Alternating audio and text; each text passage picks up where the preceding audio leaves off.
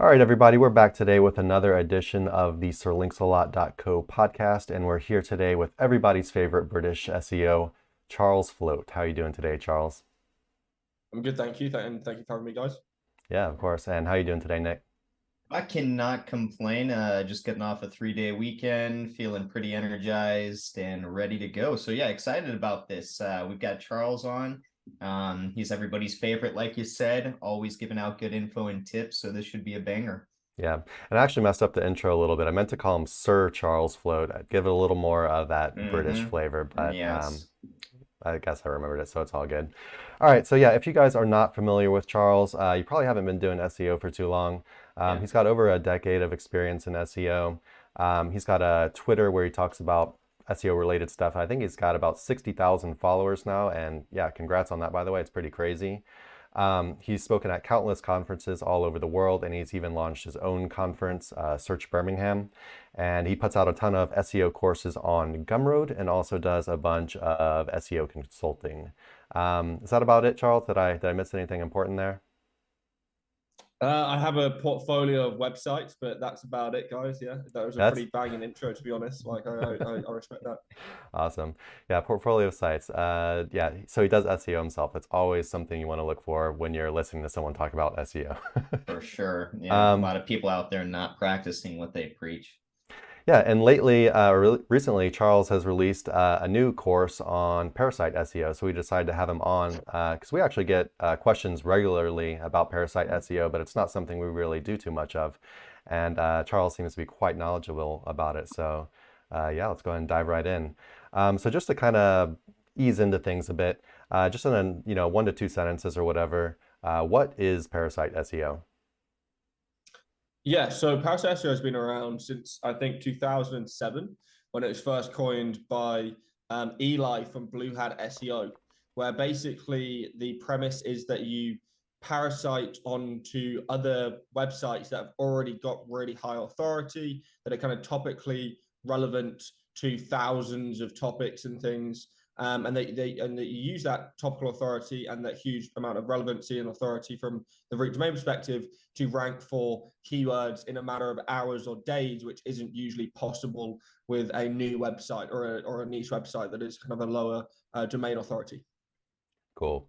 And probably the most popular question we get on this, which is kind of weird since it's very easy to check yourself, but is Parasite SEO working well right now in 2023? Everybody's favorite question. It's working better than ever before, in my opinion, right? Mhm. There was some time where you could use some like free websites and stuff, so like WordPress blogs and like sites like Strikingly and things like that and stuff, where you could kind of manipulate the algorithm and rank really well with those. But there was a lot less search traffic back then, and some of the keywords that you would be able to get aren't as big as the keywords that you can get now, utilizing the kind of sponsored post meta that you have in Parasite SEO right now.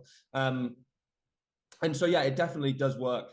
There's no question about it. It's working phenomenally well, and it's dominating kind of a lot of niche website and a lot of affiliate keywords and CPA keywords right now. So when you're out and you're, just sifting around in the SERPs, just looking at stuff, like what percentage of the SERPs would you say have at least like one Parasite SEO page ranking, like in the top 10 for like a CPA term or an affiliate term?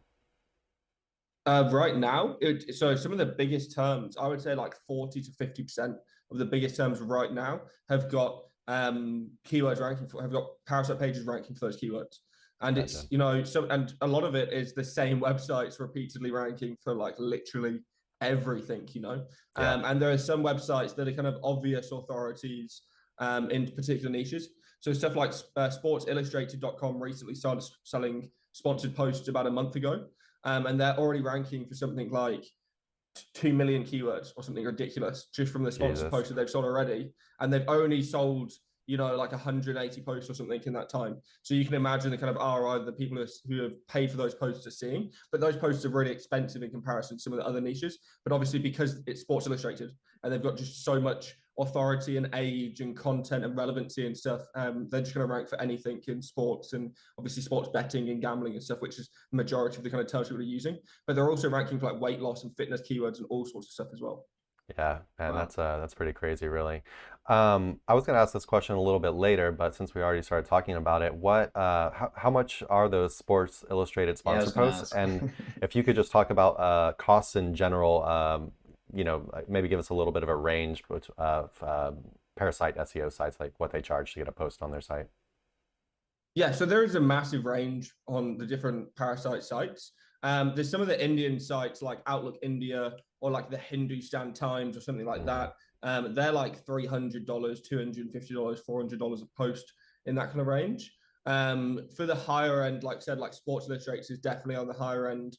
You have got sites like Forbes even that you can get posts on. Those would be in the $4,000 to $6,000 range. And then you have kind of the medium sites that you can get reviews on. So you got like Men's Journal and kind of sites like that. And those are going to be in the $1,000 to $2,000 range. And then also sites, you got like local news companies like Dallas News and stuff like that, WRTV, and all sorts of different sites that are kind of local to the US and Canada. And those kind of sites are generally parts of networks, and they'll be the same price for like 60 different websites in the network. And they'll have different topical variancy of how like topically authoritative they are for different topics on different sites. But each site would be like $600, $1,000, something like that. And they do discounts if you buy multiple posts on multiple sites, things like that as well. Gotcha. Interesting. I didn't know.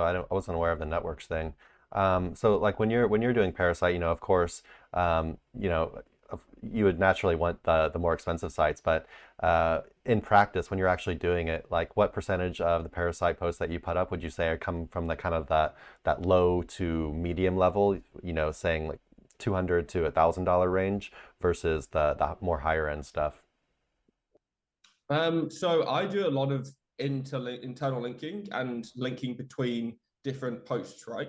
So like I'll have like 5 posts on the main website that I'm trying to rank for like a massive term.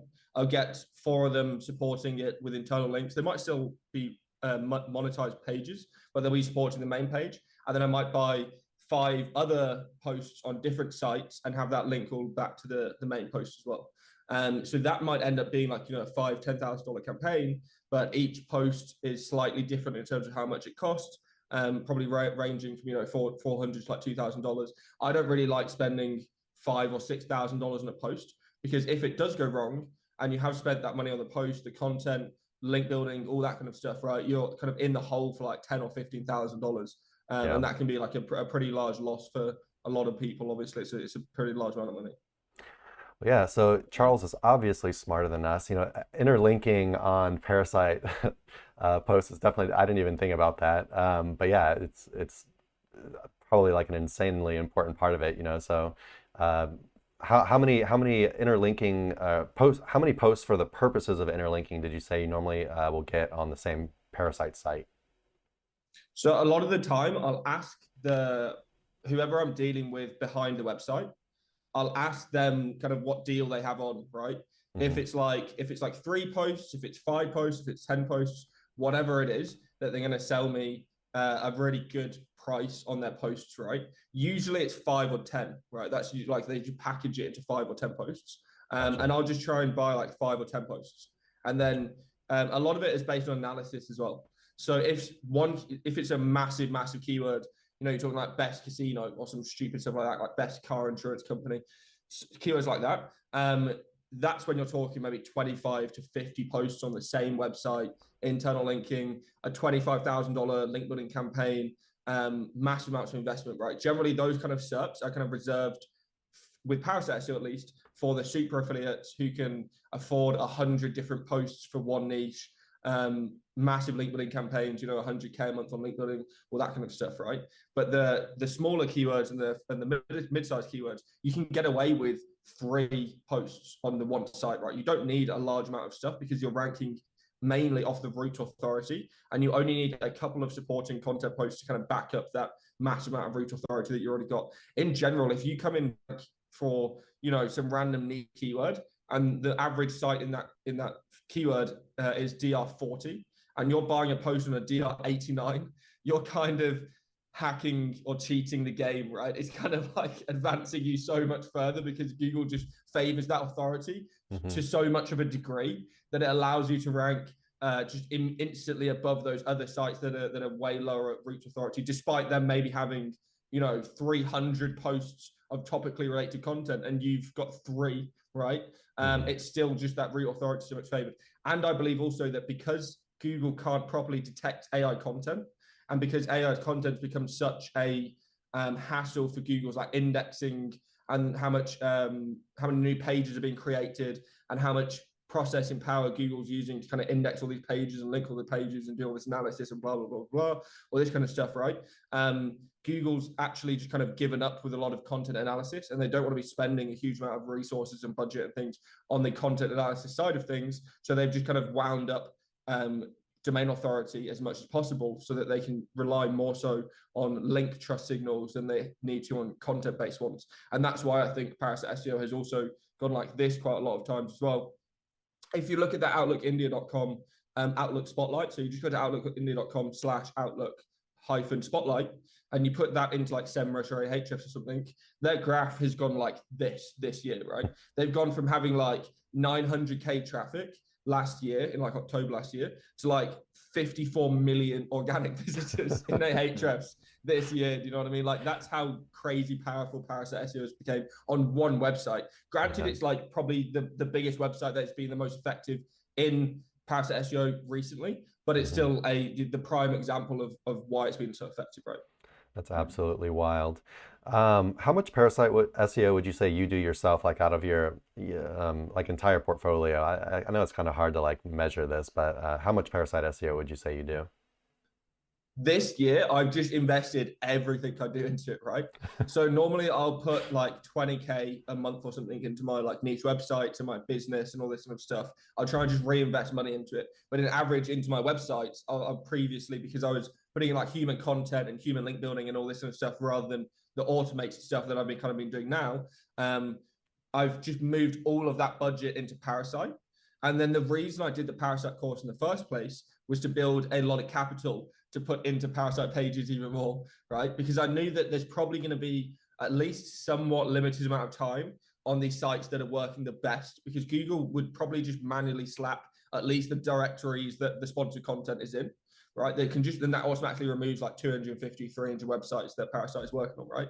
And that's kind of frustrating. So Google will probably do that at some point. So I just knew that it was kind of a time sensitive game, and I needed a large amount of capital to put into those Parasite pages. And right now, the ROI of those Parasite pages is making my niche sites look like peanuts, right? Like it's crazy. So some of the pages I've been able to rank like position 4, 3, 2 on the same day that they go live for like massive keywords, and they'll make a commission on that same day. Do you know what I mean? Like it's absolutely crazy in terms of the amounts of success that you can see with some of these Parasites. It's almost like running ads in a way. You click the button, the post goes up, and you start making money. Pretty crazy stuff. So like when you're choosing a keyword to go after for a Parasite kind of project, like how do you go about choosing like if it's a viable project for Parasite versus like having it on one of your own sites? So right now, I normally just look at the topical kind of relevancy of that keyword. So a lot of it at the moment is I'm reverse engineering what successful affiliates are doing, but then I know that they're not as good at SEO than me. Do you know what I mean? So I've just been trying to reverse engineer keywords that could potentially make 10K, 20K, 40K a month or something crazy like that. And then just going in with really aggressive plays. And trying to hit a massive ROI. So investing like 3K or 5K into a really aggressive Parasite campaign on lower tier websites, but having a lot of them interlinked in some really aggressive link building campaigns with like link rotators and PBNs and foreign niche edits and all kinds of mad stuff. And then using that capital to just build more and more and more of them. But I don't generally, at the moment, I'm just not focusing on niche websites. Right? Because the ROI out of niche sites at the moment is not comparable to the ROI of Parasites. Because I can invest like I said, I can invest $2,000 to $10,000 for a Parasite campaign, and I'll be able to make potentially 10K in a week back from that, right? Which is just ridiculous. Wow. It's rare to do that, right? It's like a 10% chance of doing it, but that's still a pretty high return high return rate. And then the problem with niche sites as well is that AI content is a killer. Massive websites are a killer, even if it's not parasites that you're dealing with, right? It's just like being taken over by, like I said, like Forbes and the New York Times Wirecutter and all of these stupid sites that are just taking all of the good affiliate keywords anyway. So you're going to be competing with those sites anyway. So you might as well give yourself the authority advantage. And I don't particularly want to go and buy a DR80 website, a DR85 website, right? Because that's going to cost me $10-15 million, right? And it's a lot cheaper to run a $2,000 to $10,000 Parasite campaign when you look at it that way, you know? Yeah, for sure. And not even really mentioning like the time investment of, you know, creating a niche site versus just, you know, a couple posts on a Parasite site. Little bit of an offshoot question, but you've been doing Parasite SEO for a very long time, and you know, you kind of talked about it earlier that you go with you know, there's like an ebb and flow with everything in SEO. You'll notice something's working, then for a little while it won't, and then it'll start working again. Have some of the old Parasite pages that you maybe did like 5+ years ago kind of stayed in the SERPs over time, and you know, they'll come in, go back out, and you know, make you a long-term kind of cash stream? Yeah, 100%. But funnily enough, it's normally the free parasites that stick the longest.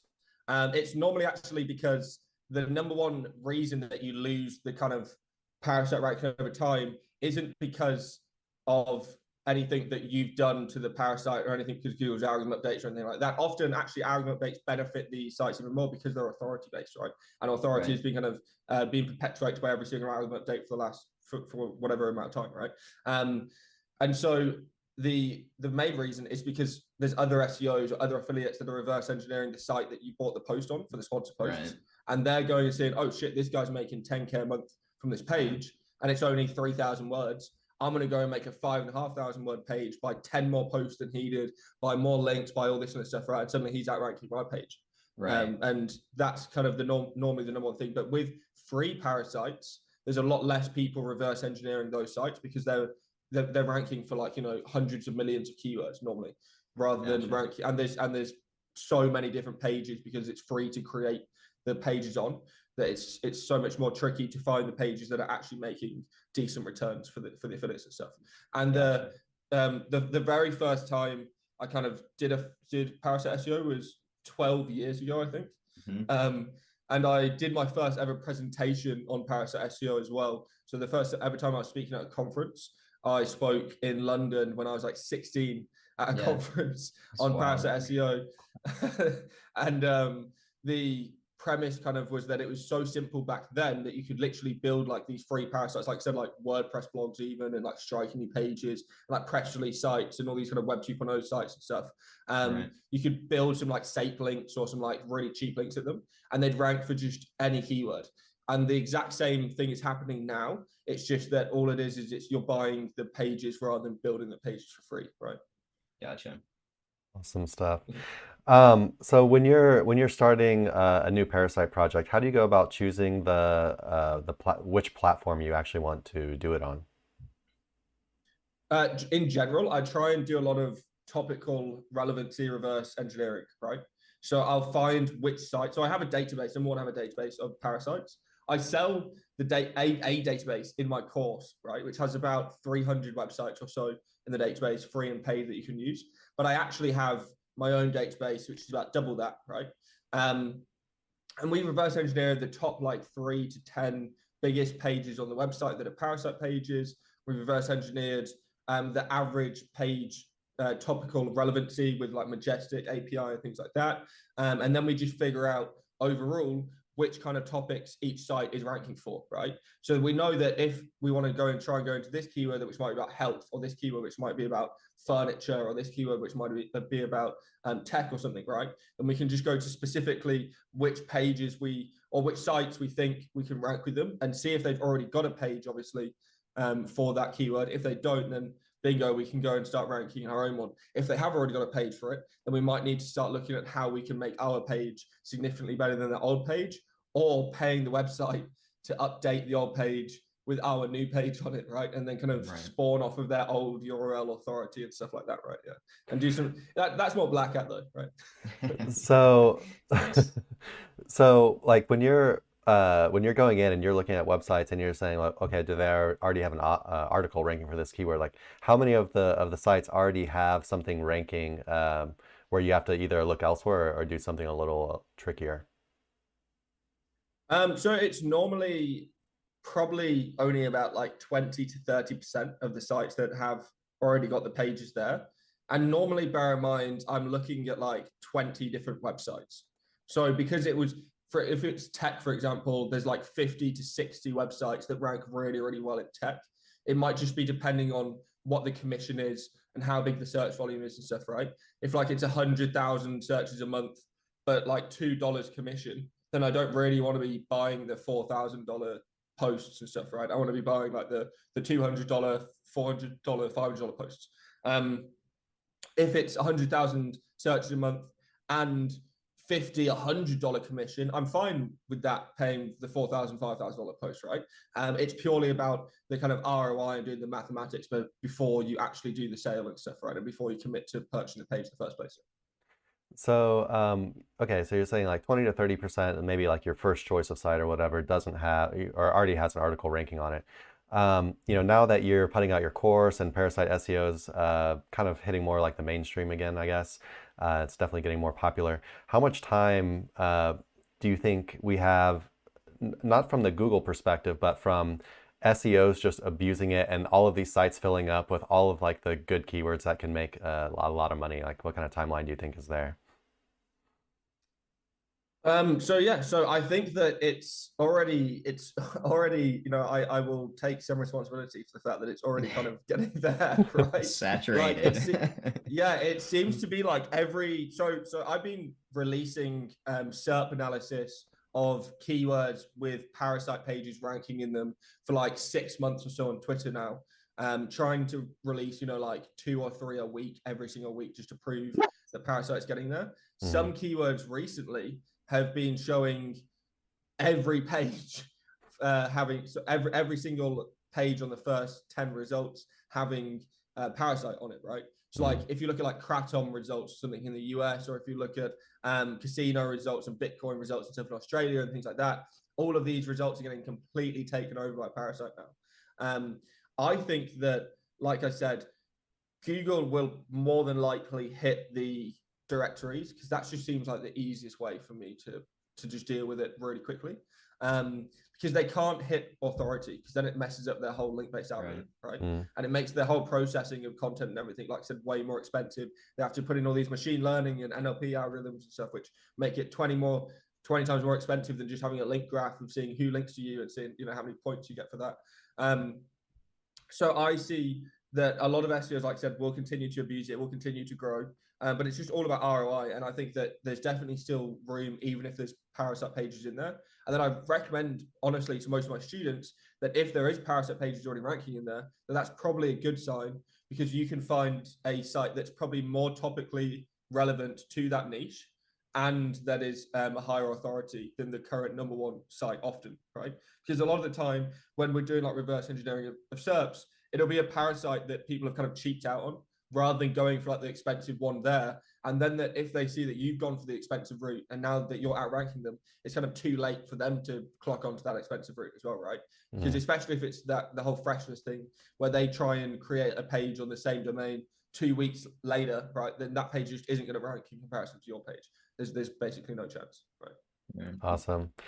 Um, yeah, so pretty interesting. So you think it's gonna be more like Google can't figure it out. There's no way to deal with it other than maybe the best chance being slapping a subdirectory. And so what we might see is actually just the sites that people use kind of cycle out. So, the ones that are popular now, their subdirectories might all get slapped. Then people will just basically move to new Parasite, quote, new Parasite sites, and just kind of repeat this kind of process. Exactly, yeah. And I think that there's a lot of like new free parasites that are coming up out of nowhere. Recently, as a prime example, webflow.io, they do like subdomains similar to WordPress and stuff. Webflow is just like another no-code CMS platform. But they have free subdomain ones, and they've been seeing a lot of parasites ranking quite successfully for kind of tech and other local kind of near me keywords and stuff based off of parasites and their subdomains. And that I think is going to see a large trend upwards if Google, or when Google does actually slap those subdirectory sites down. I think it will turn into more of a game of just trying to build on 100 different websites, but 50 of them are free and 50 of them cost you like $200 to $400 or something, right? And just trying to literally take over the whole setup that way. And I also think that plays more into the whole AI summarization field of like Google SGE, where if you end up ranking 5 or 6 pages on the first page, you're then going to theoretically control whatever Google SGE spits out, because it's a consensus of pages in the SERP. And if you've written articles, or if your team or whatever has written articles on your Parasite pages that are those 6 articles in the top 10, and they're all written in the same manner and all have the same information, and they're all promoting the same Parasite affiliate, or they're all promoting the same company, or your own e-commerce brand, or those kind of things, your client's e-commerce brand, then it's going to be Google SGE with their AI output actually telling the user that actually this is the #1 brand, or this is the company that you want to be using, or this is the phone number that you want to be phone calling, or something like that, right? So it's actually even more levels of trust, because instead of a user going to like hindustantimes.com or whatever, right, and clicking on an affiliate link from them, when they significantly trust probably that a lot lower than they trust google.com, and still being in the whole Google ecosystem and experience and seeing the AI on that surface. So if you can use Parasite to control SGE, you then are now controlling the kind of next generation of search engine technology as well. Awesome. Have you seen any Parasite sites, or do you know of any Parasite sites that have had a subdirectory that's been slapped, or maybe a site-wide kind of manual penalty or algorithmic penalty, anything like that? There's been a lot of different sites over the years that have been hit. I'm trying to think of different ones, but there's like a load of different sites. Like I'm pretty sure WRTV and stuff like that, if you look at them and things, they've been hit significantly. There's a lot of like little newspapers and stuff that have attempted to do it, executed it pretty poorly, or they've used like an agency that has gotten them loads of like casino posts and stuff like that, and they've got hit as well. But off the top of my head, I can't really think of too many sites that have gotten hit significantly, but there definitely have been quite a lot. I just can't think of them right now. Gotcha. So there have been some, but okay, some of maybe the cheaper ones are just the guys who don't know what they're doing as well. So if you go with a more of an established one, you feel at least a little bit safer for the time being with your investment. Yeah, 100%. Yeah. Gotcha. And there's in terms of safety as well, there's like a lot of sneakiness going on with Parasite pages as well from the companies that you're buying the links on. Yeah, 100%. So like if you don't really read the terms and conditions of the contract or the email or whatever that they send through to you, you can end up being kind of victim of the fact that in a month after they published your content, they have the right to edit your content or add content to your content or do things like that, when they can a lot of the time then change your affiliate links or do something like that and steal your money, or even like delete your page because they had in their terms of service that you can't build links at your page, and then you've been negative SEO'd and they've used that as an excuse to delete your page. There's all sorts of different reasons that parasites can use, so you really want to be aware of the terms and conditions. The easy thing that we do, because we obviously were reaching out to like hundreds of different sites routinely to try and see who's offering sponsored posts and who's doing it. A lot of them will send us like a 52-page contract. We just get Claude AI to like summarize the good points and get them to pull out any points around building links at pages and stuff like that. So it's pretty cool to just get like a decent prompt for that going as well, and kind of protect yourself even more, because a lot of them, like I said, they'll hide stuff in like a massive terms and conditions contract or things like that, and you will kind of get burnt further on down the line. So you want to make sure that you keep control of your assets and control of your ROI. Yeah, that's definitely something I've been wondering about is, what's stopping these guys from just one day just switching every single affiliate link to themselves and just banking. Like that, it would just be ridiculous the amount of money with, that some of these sites with how many different parasite terms, like very lucrative terms they're ranking for. But yeah, have you heard of anyone using Parasite for reputation management? 100%. Yep. So it's normally actually easier to use it on reputation management from a free Parasite perspective, right? So if you go to like noam.com, I don't know if you know noam.com. I don't think so. It's like a social profile checker where you can look like 350 social profile websites, whatever, for your username. And you'll get like, your Facebook, your LinkedIn, your Reddit, your Twitter, your Tumblr, all of these random different sites, right? But you'll also get like 150 or 250, whatever, other ones on top of that. A lot of the time what we do, if people are looking for online reputation management, because you can get massive contracts for ORM, right? Yeah. A lot of people will be like, we need to fix stuff for like bankruptcy. So in the US, you guys have like a bankruptcy system where people get public filings, and those filings now automatically go online. And there's like publishers that automatically syndicate those filings now, which means that when you Google someone's name, sometimes these syndicated filing websites have got like DR 70s or 80s or 90s or whatever, because all the press that have linked to them. Then it comes up with 3-4 of these sites about someone being bankrupt, right? Or a company going bankrupt, something like that. That's obviously massively valuable if you can remove that for somebody who's potentially seeking investment or potentially launching a new company, or doing any of these things, right? Or potentially looking to build his own personal brand again, things like that. You can charge $15,000, $20,000, $30,000 to remove that and use exclusively free websites to kind of do that job for you. So you don't have to pay for the sponsor posts a lot of the time. Then of course you can pay for sponsor posts as well, but a lot of that normally comes from doing angles around like interviews and angles about their life and stories in their life and all sorts of things like that, rather than doing the free website, which would be like profiles and citations and about pages and stuff like that. Gotcha. So yeah, let's say we're starting a Parasite campaign, and we want to let's say we got a list of sites that we'd might be interested in placing articles on. So now we want to reach out to them. What does this process look like, and how does it differ from just regular link building outreach? So in general, I don't really use link building outreach for any Parasite link building, right? Because it's kind of inefficient of my time to be doing that. And that generally with Parasites, because they're on really high DR websites, you have the ability to have a lot of link toxicity. So when you're building links at your site, you can have a lot higher levels of like toxic links and stuff, building it a Parasite page than you can building it your own website. So we'll just start building every kind of link we can at the Parasite page as much as possible, right? I think I might have asked the question wrong. What I meant was like when you're actually reaching out to the Parasite sites to try to secure your articles on them, like your Parasite articles, like what does this outreach process look like? Oh, okay. So yeah, so the first thing is identifying who's behind the website, right? So like I said, sometimes there's like large media networks or large newspaper networks and things like that. That normally then means there's either a centralized advertising department, or a centralized sponsorship department, or a centralized agency that they've hired to kind of maintain their sponsorships and stuff. Because we've already got the information for that, we can then just specifically go to that agency or that person or that department and get information back on the website. Previously to doing all that, obviously we would have to reach out and find out what it was, or we were looking at footer. I know that, for example, I think it's Scribs or something like that is the biggest one in the US right now. They have like 126 newspapers.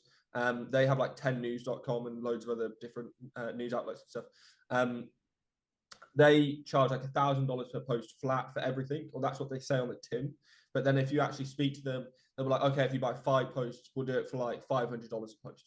And then like, actually, if you buy 10 posts, we'll do it for like $350 a post, right? And then so if you speak to them and try and build a relationship, a lot of the time they'll also do it for a lot cheaper than they originally and initially say to you and initially quote you. There's also various services that have already done the work for you, right? So there's some services that you can outreach to, and they'll already have a list, or they'll already have a bunch of sites in their contact database, and they'll already have the pricing for them. So there's a couple guys, I think like Serpinsider, Eric from Serpinsider. He's one of them that has like 20 or 30 different websites. I think he has the Outlook India for $400 or something like that. And they'll quote you $600 if you email them directly. Gotcha. So, okay, so definitely want to beat the price down, much like you would with a guest post or something. But also it's pretty, like essentially they know what's up. You don't have to like finesse them in any way. It's not like you're trying to like sweet talk them or like talk about your writing credentials or whatever. It's just like it's a very like business kind of transaction type communication. Yeah, so a lot of the time they will still want to, have the editorial process of reviewing the article and stuff like that, right? So they're totally fine with like affiliate links and stuff like that normally, as long as it's to find things, right? There's still a lot of people who use Parasite pages for adult related niches and stuff like that, right? And there's still a lot of newspapers that seemingly accept uh, stuff on that, and that you wouldn't expect it, right? So like you see like some little Connecticut like newspaper or something with like hardcore adult fucking affiliate links and shit on it, and you're like, how the hell did they pay for this, right?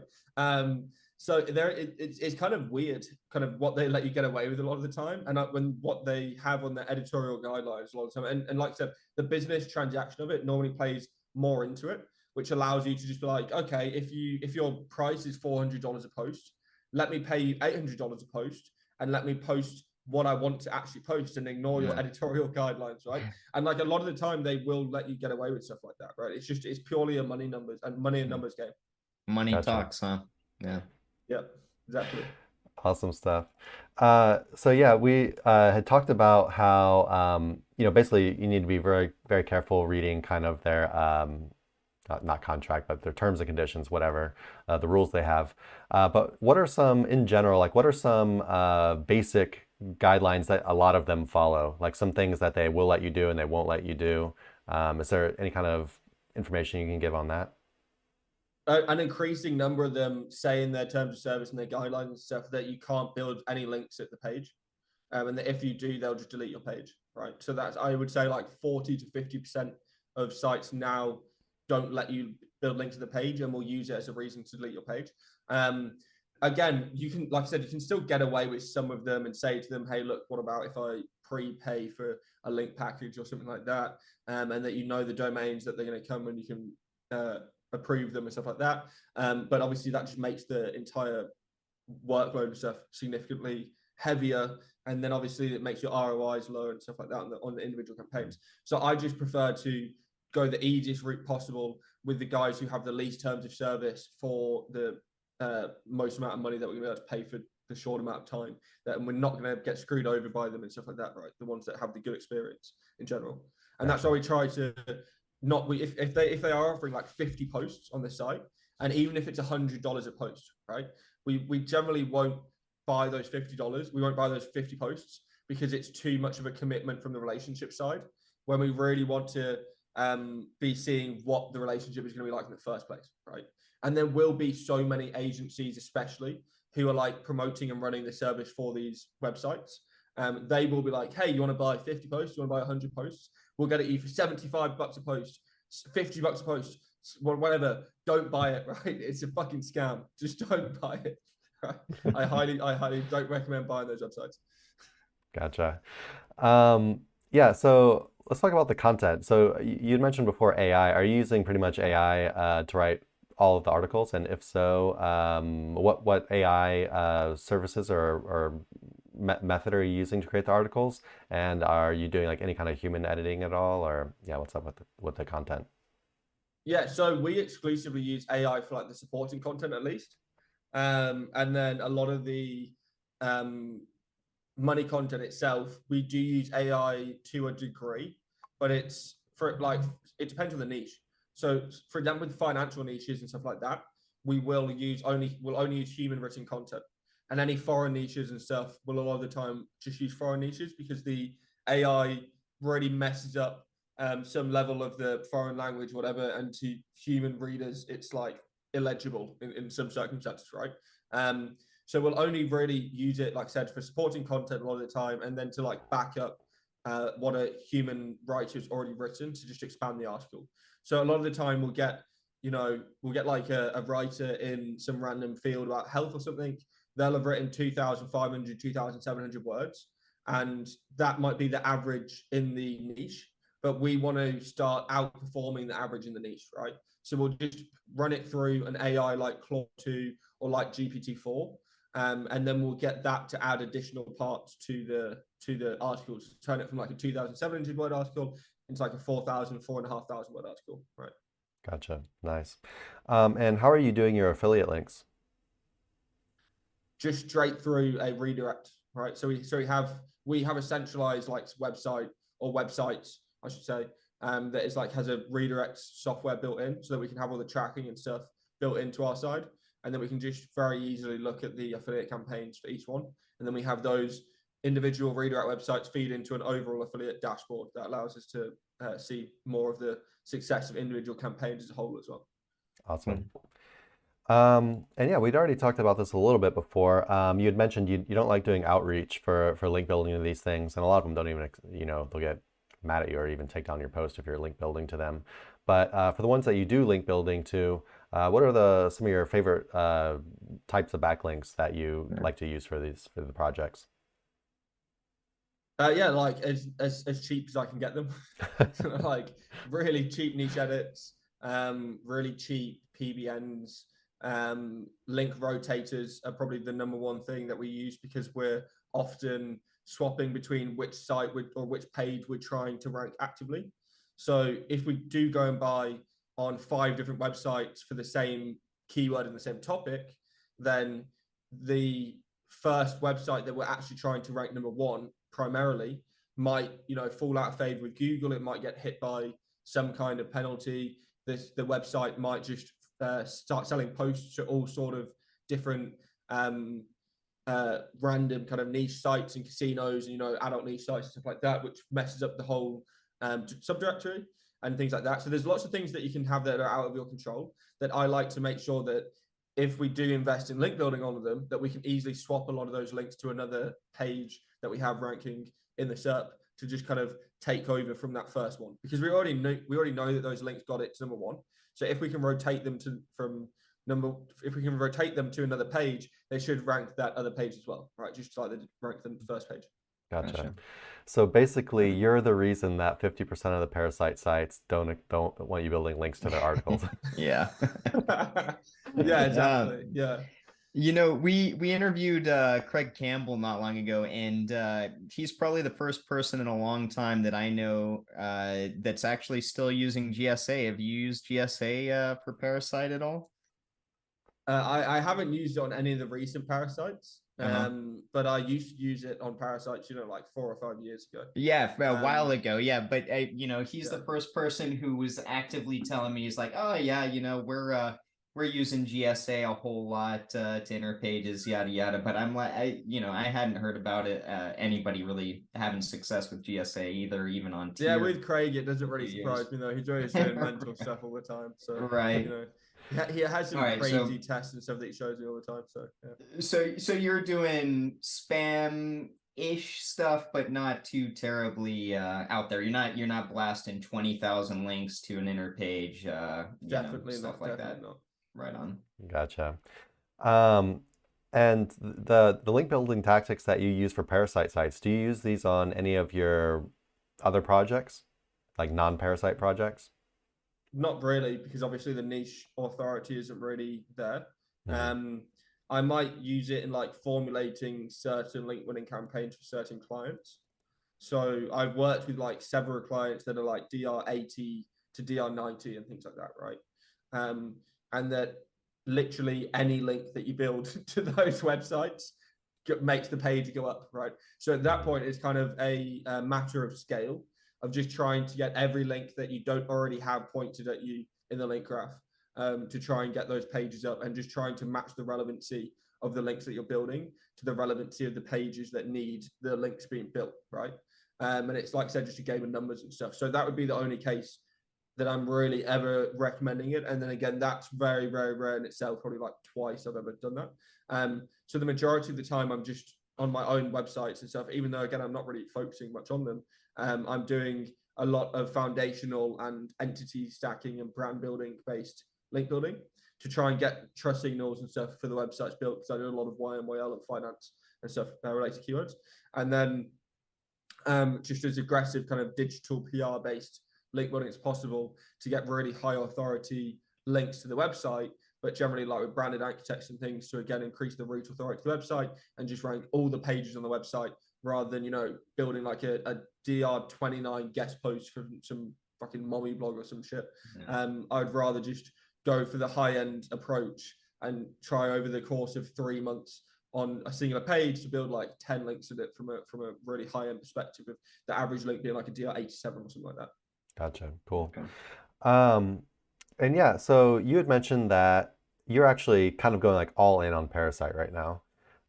What is to stop like the average SEO or the person listening to this podcast from doing the same thing? Like what kind of risks do you think there are? What kind of common mistakes do you think people might make? Or basically, how could people burn themselves on this if they decide to go all in? Not doing your analysis properly, basically, right? So before we even go into a SERP, we are planning the page and pages and the links and stuff that we've got to build to a heavy degree based on the analysis of the SERP already, right? So we're going to be doing really extensive analysis of the competitors, competing pages, how many topically related pages they have on their website linking back to their page, all sorts of stuff, right? To make sure that we are going to see an ROI from that campaign. So that might mean 5 to 10 hours of looking at a niche. And to be honest, at this point, I'm probably not doing it right. I'm probably going to get one of my team to start doing the analysis more than me, because I'm sick of doing this at this point. Yeah. Because like I said, you can spend 10 hours really deeply analyzing a niche and then not go into it, right? Because you realize that actually the like affiliate commissions on average are paying like 7% or something stupid. The product is $20 and there's like 20,000 searches a month, and all of the Parasite domains that you really want to get on it are charging $3,000, right, per post. And you need links and you need more posts than one and stuff like that, right? So there's no way in hell that you're going to get a decent ROI out of it. And you've just spent 3 or 4 hours or 5 hours, even 10 hours analyzing all this stuff to figure that out, right? So that's kind of the more so failure part, is just the people give up because they realize that it's really, really difficult to find niches. And that it's really, really difficult to find niches that other SEOs, because there's so many clever SEOs out there, right? That have found these niches, that have done this niche hunting, haven't found already. But in general, if you're already seeing success in certain areas, or if you can use Parasite SEO to get even more success out of the keywords that you're already getting success with, or the businesses that you're already getting success with, then that's kind of the opportunity that you're going to always win with. Because oftentimes, if you're already winning in a niche, or you're already winning with a business, there's probably not going to be other players using Parasite SEO to the degree of the majority of the keywords that people would try and target, right, in like the affiliate space and things. So I would try and focus more so on the stuff that you're already seeing success with, that there isn't too many people doing Parasite SEO, or maybe not even any people doing Parasite SEO at all, and really heavily focus on the research and analysis first, and the planning of the page and how much content it is, and matching the intent to Google's SERP and all sorts of things, right? And then allow that page to rank for 6-12 months for your biggest keywords that you thought would take you years and tens of thousands, if not hundreds of thousands of dollars to rank with your own website. And what percentage of your Parasite projects would you say have a positive ROI? At this point, I would say like 95% of them, right? Because we're doing that analysis and all that research and stuff. And we're doing the maths beforehand, and we're trying to get like exclusivity agreements with affiliate payouts and stuff like that. We'll approach the affiliate program and say, hey, we're going to rank #1 in 3 days for your keyword, right? So you're either going to give us the affiliate commission, or we're going to go to your #1 competitor and they're going to start getting 100 sales a day from this page, right? And so most of the time they end up giving you the 20% or 25% commission, especially if you can show them previous work in the same niche, even better, right? But there's a lot of power in the ability to just be able to come in and rank for anything very, very quickly. Especially if you have got, like I said, a proven track record.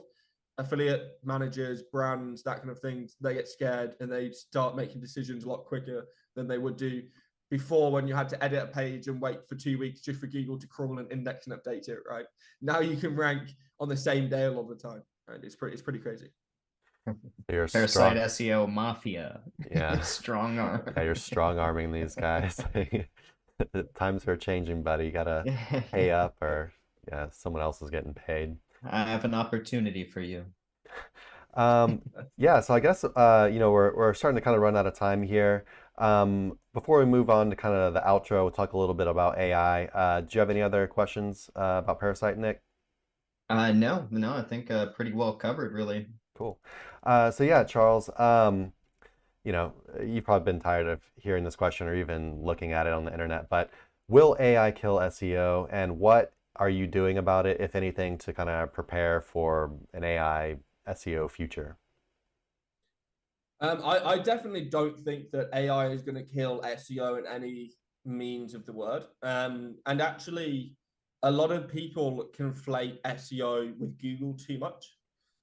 When actually, from what I can see, a lot of the people at the top of the industry aren't even necessarily doing SEO for Google anymore, right?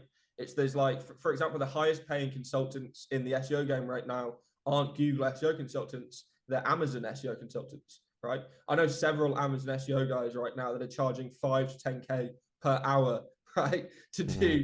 to rank products. Because if you can guarantee, hey, look, I'm going to rank you number 1 for shoes in Amazon, Nike's going to pay you like 100K, 200K just to do that, right? Like there's unlimited work out there from Amazon brands and FBA brands and all that kind of stuff to be able to rank in Amazon. So I believe that even if AI suddenly does with SGE and with other summarization AIs and with all sorts of different things, does kill a lot of the traffic sources from Google. I always think that there will be alternative SEO opportunities for people that are outside of Google, even though I don't think that that's going to happen anyway, right? Number one, I think that SG is going to take a long, long time to actually be implemented because in its current state, there's no way in hell Google's lawyers are even going to let it come out. I don't know if you saw the other day with Lily Ray, she shared an image Mhm. of, she Googled like the world's best speakers in the SGA beta, and it was like number 1, what's he called, Nelson Mandela, and then number 5 was like Adolf Hitler in Google's SGE roundup, right? Oof. So it's like Google recommending sometimes the wrong thing, right? And that can Mm. be very, very sensitive from a lawyer perspective, from a legal perspective anyway.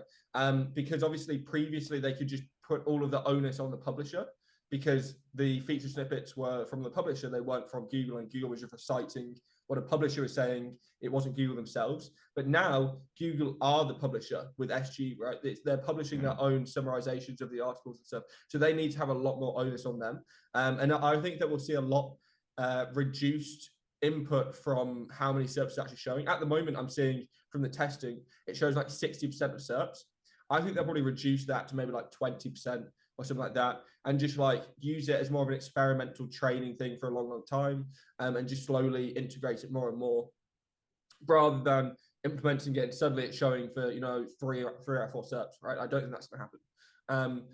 I think that the whole AI is going to kill SEO companies or the SEO industry. I think it is killing SEO content agencies.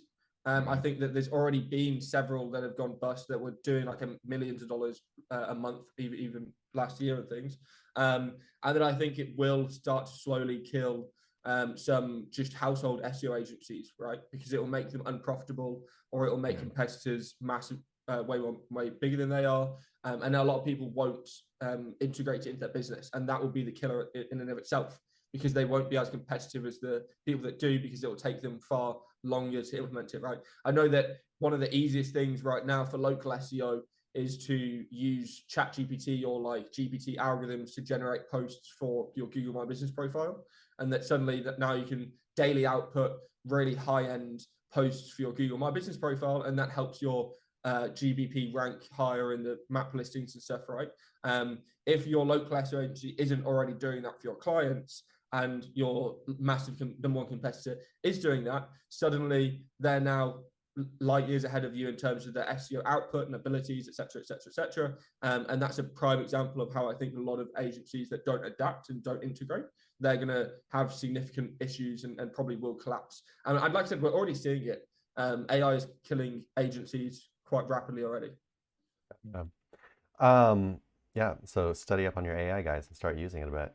Um, yeah, so have you been playing with any cool new AI kind of tools or services lately, or any other just maybe just favorite AI tools or services, or even non-AI tools and services?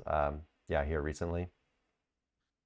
Yeah, so I really like Harper AI, ChatGPT. I use like a daily basis. I use the GPT API a lot. Descript, Synesthesia, um, like loads of different tools have started integrating AI. So I don't know if you guys have seen that Shopify now has like an AI assistant built into their Did platform. not see it. Yeah.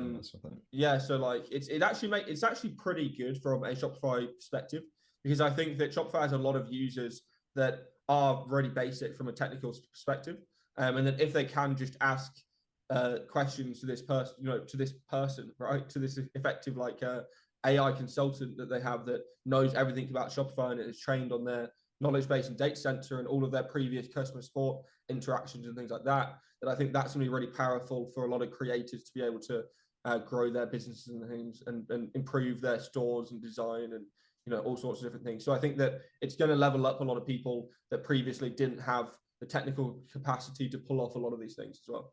Nice. What was synesthesia? I don't think I've heard of that one.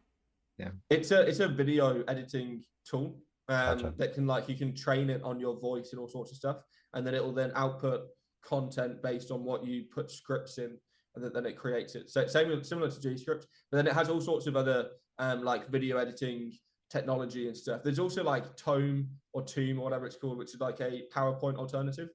But I used that for a presentation actually at a conference, and it didn't go amazingly. So I would still recommend PowerPoint over any of the AI alternatives at the moment.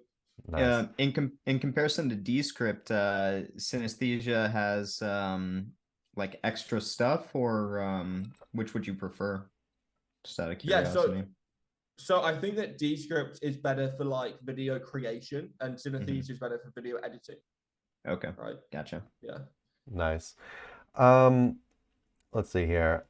Just real quickly, what do you think are the most important things for SEOs to focus on, like right now?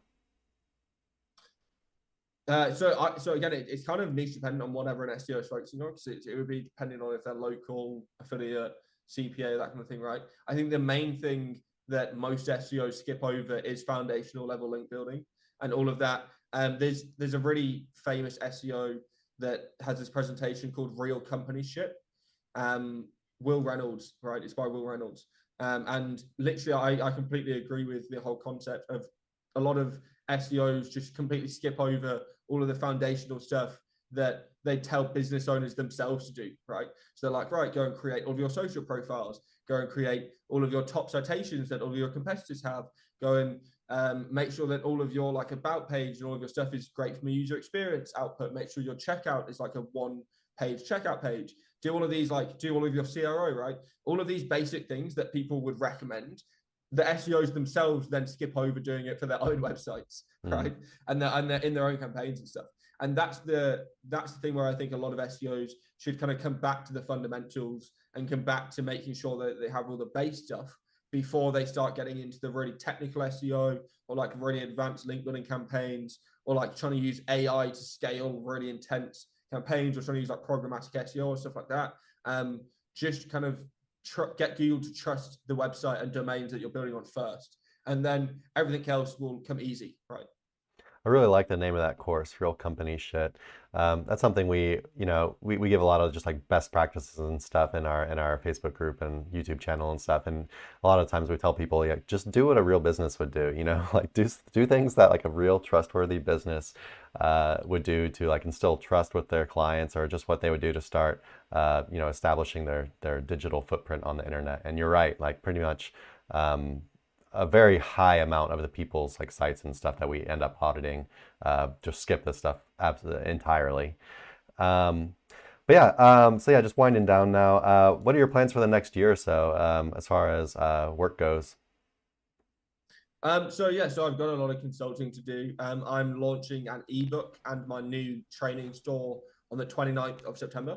So I'll be doing I'm moving from Gumroad to my own Shopify store that we've got like custom built and everything Nice. for the project. Just because Gumroad kind of increased their fees and did like loads of other stuff that was kind of user friendly and creator friendly and stuff. So I needed to move away, and I think it's there's just so much more opportunity when you have your own kind of full store, and you can do like, you know, retargeting and content campaigns and social campaigns and different product launches and all sorts of stuff and partnerships and things. So my aim is to kind of just focus on that, promoting that, working on that. Then I've got like CM SEO coming up in November. And then I'll be doing a online SEO conference that is live streamed from London in December. So it'll be December 1st, where we're going to have a load of speakers from around the UK come to London and do speaking gigs specifically from a studio with like a custom virtual studio background and stuff that costs like a fortune from this AI generated company thing. It looks fucking amazing, to be fair. And then have them do talks throughout the day, have like a 9 to 10 hour day of like some really, really high level talks, and then just stream it all online for people who can like buy tickets for it online, basically. That sounds so awesome. That's the kind of plan for the whole rest of the year. Cool. Are you speaking at Chiang Mai or hanging out? Not this year. So I stopped speaking at any other conference apart from kind of my own events after Saigon this year, which I met you guys at. Yep. And then I'm just doing my own events now, and then I'm doing like Q&As and panels and stuff, but there's only one Q&A, I think, at Chiang Mai SEO, which isn't even on SEO. So that makes it a bit better for me. But gotcha. I'm actually it's the first year I'm not speaking at Chiang Mai, right? I've spoken there 3 years in a row. And then I've also won Best Speaker there twice as well. So okay. I'm kind of just going to enjoy actually being able to go to the parties and like being able to network with people and like do all that kind of stuff. Because before I'd just be like a hermit for like a week. And because I'll be practicing my slides, I'll be making sure I've got everything perfect. Because it's a massive audience and it's full of like really advanced and high level people. So I wanted to make sure that everything was perfect. And now a lot of that heavy responsibility isn't on me, that I can just sit back and network and enjoy myself and meet all the kind of awesome people that are going to be there and hopefully make more money and connections and stuff that I did out of this time than I ever did speaking there, right? So, For sure. I imagine there's a completely different level of stress involved when you're speaking versus you get to just show up and hang out and, you know, see all your friends and make some new friends and stuff. And me and Nick will be there as well. So it'll be cool to catch up with you again. Yeah, we'll be ready to party. Awesome.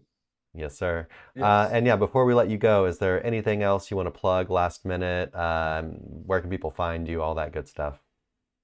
Yeah, you can find me on Twitter and LinkedIn. Just search Charles Floate and you'll be able to find me on both those platforms. Search Google or on Twitter or on LinkedIn. Or it's called X now, whatever, Twitter X. I keep on forgetting that. Search me on X, right? It sounds so wrong. And then I'm going to start posting on YouTube more towards the end of the month. And that's basically it, right? Like I don't have anything else to really plug apart from my own social media presence. Gotcha. And obviously Charles knows his shit about Parasite, guys, and he got a bunch of other courses as well. So if you like to talk, go ahead and check that out. And good catching up with you, man. And we'll see you in, how many months is it? 2 months? We'll see you in like 2 months in Chiang Mai. Yeah, not long now. I'll see you then. I appreciate you having me as well, guys. Yeah, thanks for coming. Adios. Hey everyone, thanks for watching. Be sure to check the links below for more info on this topic, as well as other cool stuff like SEO case studies, our Facebook community, and our link building services. And like always, please like, comment, and subscribe if you enjoyed the video. Thanks, and happy ranking.